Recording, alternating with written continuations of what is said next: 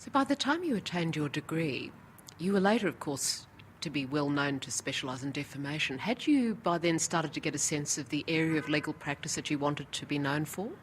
No, I hadn't. I had done articles of clerkship with a very small firm of solicitors, Peck and Draper, who specialised in workers' compensation litigation, amongst other things. And I then left that firm and went to Stephen Jakes and Stephen, now known as Mallisons plus something else. I think they've just merged with a firm from China, I believe. And on the basis that I said, I want to work in your litigation department for 3 years, then go to the bar, which was good for them and it was good for me. And it was there that I was put in that part of their litigation department that dealt with not only workers' compensation, but they acting for Fairfax and the associated companies. I also came into contact with defamation, and that was the beginning. So what spiced your interest about defamation? That was becoming, I imagine, and dare I say it, a bit of a sexy field by then. Oh, it was. It did. It became a very sexy field, and I was privileged, in a sense, at the peak of my junior career to enjoy general retainers from Fairfax, Channel 10 under its then ownership, SBS, ABC, and Channel 7 under its then ownership. So I became the publisher's advocate, I suppose, and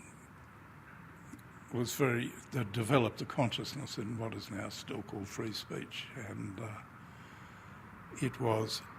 each case was interesting, exciting, by its very nature.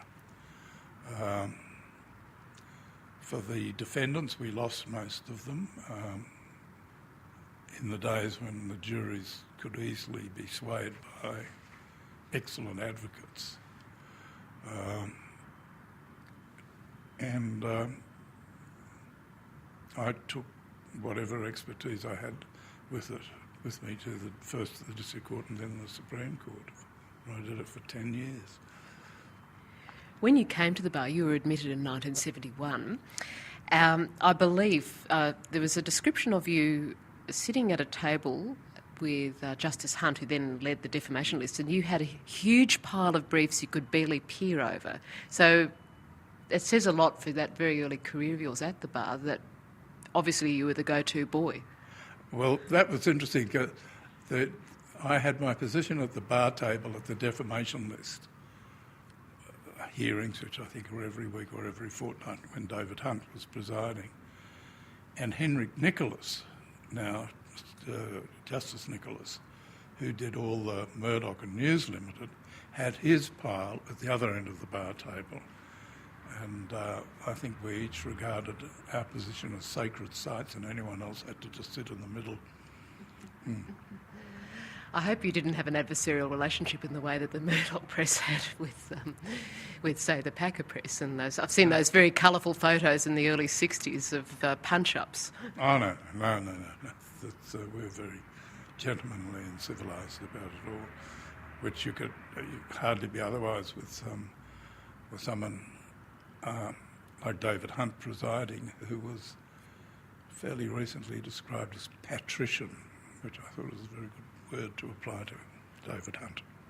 Was David Hunt influential for you as far as your own approach is concerned? You mentioned this patrician style of his. Now, you haven't been described as patrician. There's other adjectives that have been used to describe you. But was David Hunt influential for you nevertheless?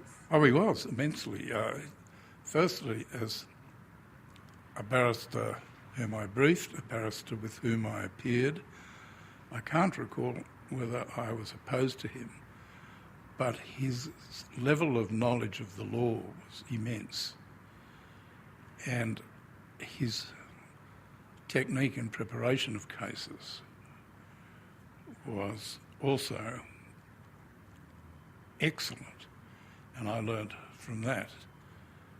He used to carry around a book, you probably heard this story, in which he'd go through all the law reports and he'd make notes of who appeared in what defamation cases. And he called the book How to Win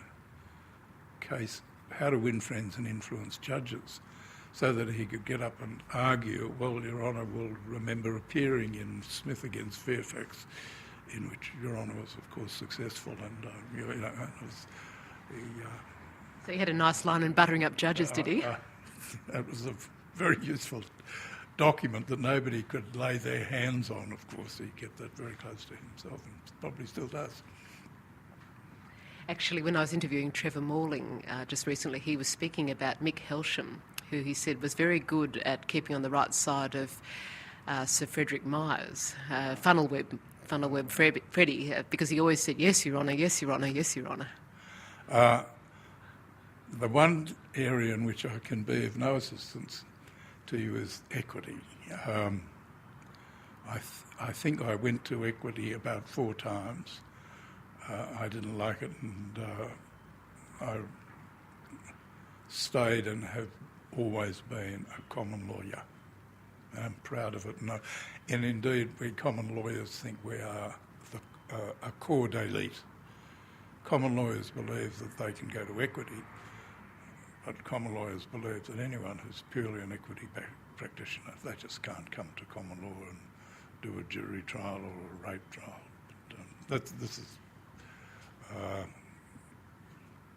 old realities or old myths, I don't know, but it's a view that people of my generation and older have held. Is that because, I'm very interested in this, is that because a background in common law, experience in common law, leads people like yourself to be much better at reading people and being able to pick up the greys in the human experience as opposed to simply the blacks and whites that might be, say, the case for people who specialise in equity? Yes, common law, the essence of the common law is you're dealing with people. To keep it very simple, in equity you're dealing not so much with people, but with property rights and cognate rights, the litigation of which was done first by affidavit rather than by calling a witness. And these were the old-fashioned prejudices we had against that jurisdiction. We were there for the people, and that's what the law was for. And nowadays, of course, equity would take the same view, and it's reformed beyond measure since it was in the 50s and 60s. I imagine your feelings about this were likewise influenced by your father, because as a judge of the District Court of New South Wales, he presided over many, many parades of human experience, and that would have been enormously formative in his own approach to the law. Yes. When he was appointed, he was a judge from 1955 till he died in 1972, which, as you've already mentioned, covered a whole range of shifts in social values.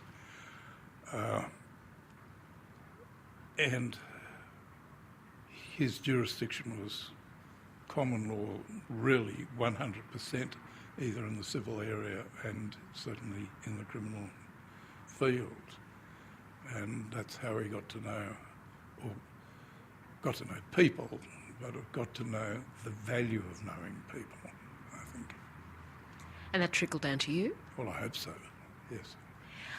You said earlier that you were particularly good in the classics. Dare I say it, it sounded like you're a bit of a right-brain person in a way. And I mean, there's a bit of pop psychology around at the moment about if you tend to be a bit more of a right-brain person, that means you're much better at reading people in a sense. And what I suppose I'm really driving at there is, did you always feel a certain affinity for listening to the nuances in people's words, looking at their expressions, watching their behaviours, having a sense, as it were, of the total picture of the person? Reading the classics was valuable in the sense of the intellectual discipline required to understand the structure of Latin and ancient Greek. That, of course, gave you insight into the magnificence of the literature of that period. I can't say whether, having specialised in those undergraduate studies, has made me a better observer of people. It might have made me a better thinker about what I might have seen about people by applying the disciplines of those two areas of study, plus the usual disciplines that one is meant to apply with the law anyway. When you came to the bar, who did you read with? I read with David Yeldon, whose practice was absolutely extraordinary and whose life and career ended in the most appalling and unforgivable tragedy. What did David teach you? How to work as a barrister. He would get me to devil for him. I'd see him at 4:30 in the afternoon. He'd hand me a brief. Would say, "Come and see me at 7:30 tomorrow morning." And I'd stay up all night and to work. And the courtesies and all the other very important parts of being a barrister. Were you married by then? When did I get married? Hang on, I've just got visions of you working all night and perhaps your wife being up all night with your children. I went to the bar in 71 and I married in 74, so my reading had been over. But that work ethic that David Yeldon had, which was just extraordinary, I suppose in a way did infect me. But most junior members of the bar at that time, and probably still now, do have to work very hard. And I have these immense gaps in the memory of my children growing up because I was away working. Yes, I've read somewhere, I think it was in a New Yorker cartoon, that the law is a demanding mistress. Yes.